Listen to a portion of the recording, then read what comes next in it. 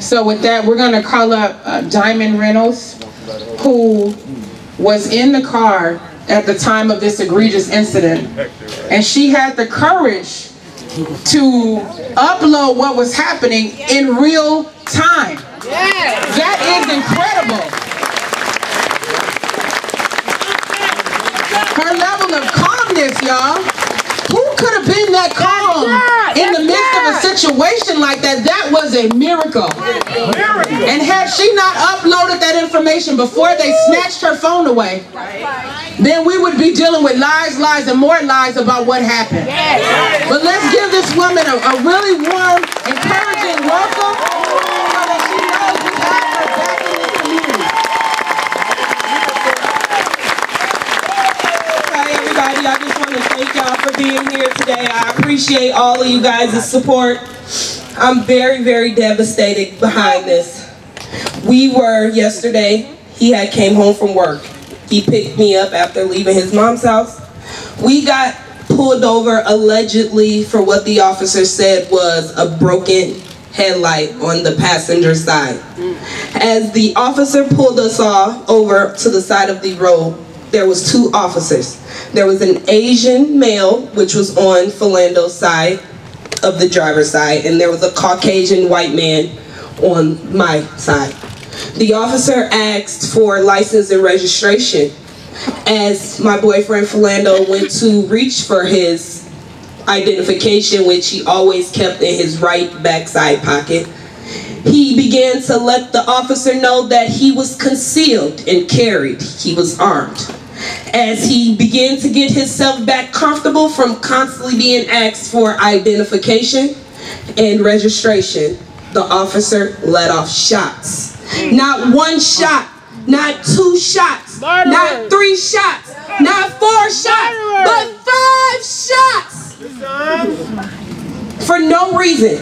How can one man put his hands in the air and reach for identification at the same time as he is telling you that he is armed? He was having difficulty. It was in the holster in his pants when they removed him from the car, as was his wallet in his back pocket. They did not check for pulse on the scene of the crime. They did not make sure that he was breathing. They instantly rushed their colleague off to the side where they comforted him, where he began to mourn and cry, "Oh my God, I can't believe this." We heard it. We heard it. He asked, let me tell you guys again, we were pulled over for alleged broken headlight. He asked us, did we know? And we stated that we did not know. We were unaware. At the time, he asked for license and registration. As Philando began to have difficulties reaching for his identification because of his concealed firearm on his person, he told the man very calmly and very respectfully that he was carrying. He began to yell, "Don't move, don't move," as he was already moving to get his identification. Murderer. This is unacceptable. That he would come to the car. He seemed very frantic. He seemed very nervous. But he still had no right to bear arms on an innocent man in front of his girlfriend and her child. None. They make so many excuses. They took me off the scene. They took my phone. They didn't feed us. They manipulated me to go to the station where they agreed to feed us and give us water, and they didn't. They handcuffed us. They put us, me and my daughter, in a room until the BCA came and questioned me, where they separated myself and my daughter. I did not leave. They took over my Facebook page. Yes, they did. After the video was posted, You disappeared for hours. I was gone because I was in the Roseville precinct. When I got there, there were not one officer in sight. The precinct was closed. No one came to ask me questions. I waited and I waited and I asked many questions. I asked, was he dead? They told me he was at Regents. When I tried to get to Regents, he was never at Regents. He was at because he was transported to HCMC. And had possibly he was at Regents, he could have survived. Yes, he would. That's right.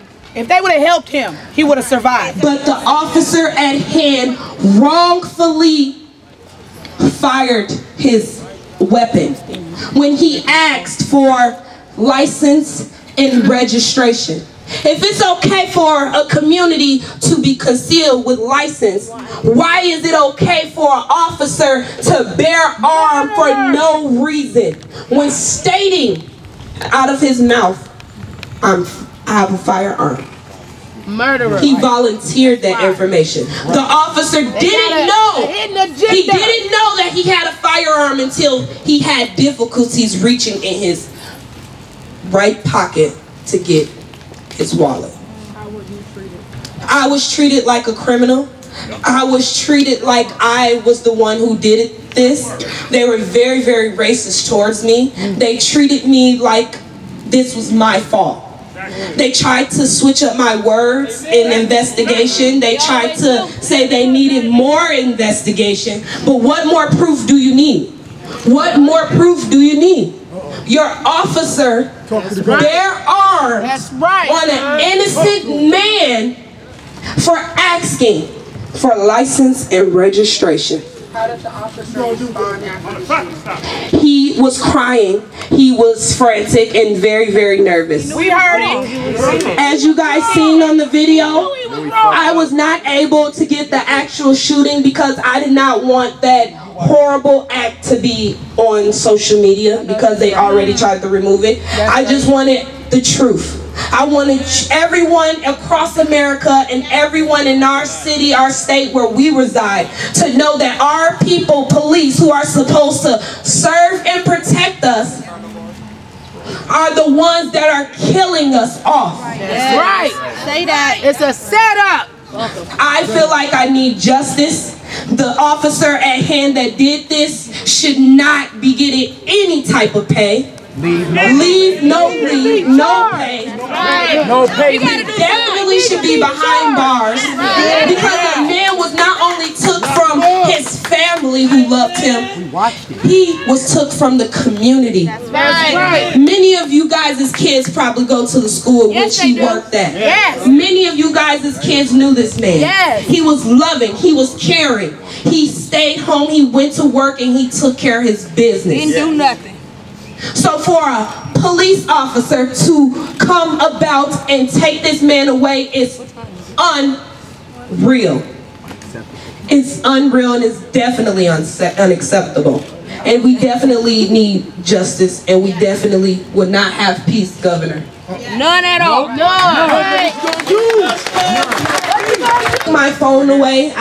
One of the officers stated that she was going to put my phone on a charger so that I can have my phone throughout the whole thing. And once they transported me from 3 different cars, I constantly kept begging for my property. Where once I got to the precinct, they told me that I would not be able to retrieve my phone because they needed it for police evidence.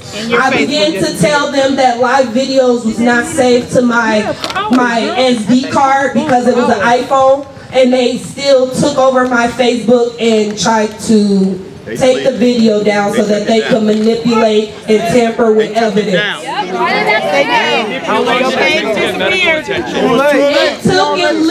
It took at least 15 minutes for the paramedics to come, and even still when they came, before they never checked his pulse to see if he was still breathing or if he wasn't, as they rushed him away in the paramedics after he was already dead on the scene.